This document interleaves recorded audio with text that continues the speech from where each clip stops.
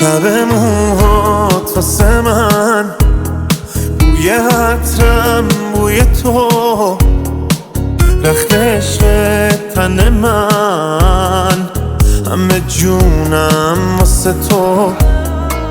دیدی میلرزه دلم وقتی به من زل میزنی، چه قشنگ از ته چشمات به دلم پل میزنی.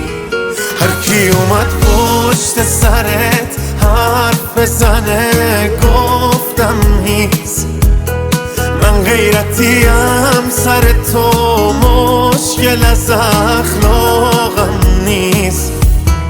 هر کی اومد پشت سرت حرف بزنه گفتم نیست، من غیرتیم سر تو، مشکل از اخلاقم نیست.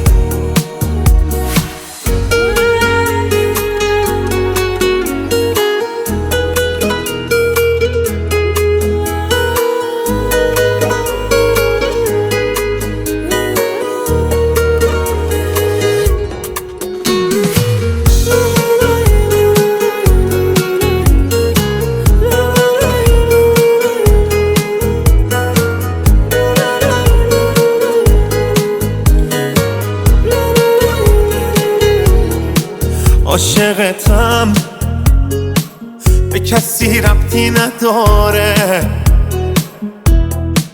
هرچی بشه پیشتم عیبی نداره.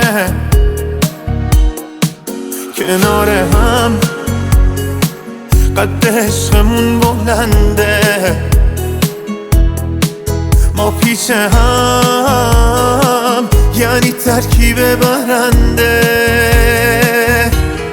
هر کی اومد پشت سرت حرف بزنه گفتم نیست، من غیرتیم سر تو، مشکل از اخلاقم نیست.